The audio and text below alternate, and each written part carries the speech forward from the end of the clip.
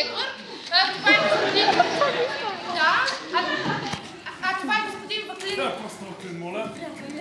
Това е господин Спиридон Благиев, който е нотариус и е наш гост.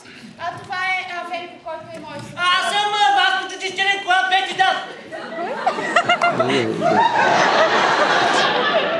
Много приятно. Извинете, но не чух добре, даже простете за любопитството, но поради каква причина да ви освободили от Министерството, питам ви, защото имам известни контакти и бих могъл да направя нещо за вас. Осъществявам на един колега орална любов.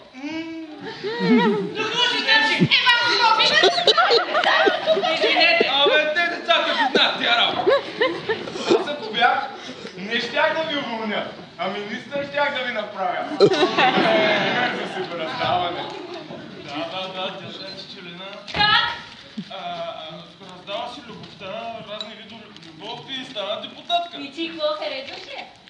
Абе, аз просто казвам във връзка с това, което уважаемият господин Едуард спомена. Що не взема и аз да правя така? Не трябваше да отварям музеята ли? Не, много е добра темата. Не, темата не е добра. Само че е добра темата си мисля.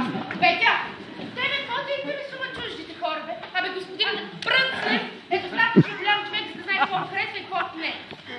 Абе, Стефче, няма нищо да дадеш, няма нищо лошо в това да дадеш любов. Пък била тя и... Бенко, много ти се моля.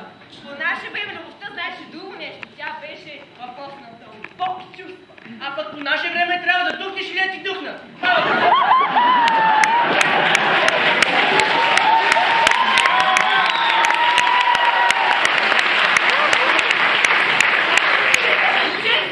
Какво беше това, бе?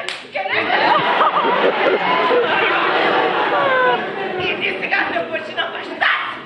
Василев, айде стига пи. Айде не! Ама това да се напиша? Ама аз искам да питам, бе! Ама вашите ще се притеснете, бе. Те нека се кюткат в нас, аз тук една кик със салатката шпина. Ти вече си пиян, бе! Колко още ще пиеш, бе, докато пукнеш ли, бе? Аз много. Васе, не си навлича неприятности, бе, момче. Утре не си ли на училище? Спикал съм му на училището, бе! Ти да ми беше на медицин.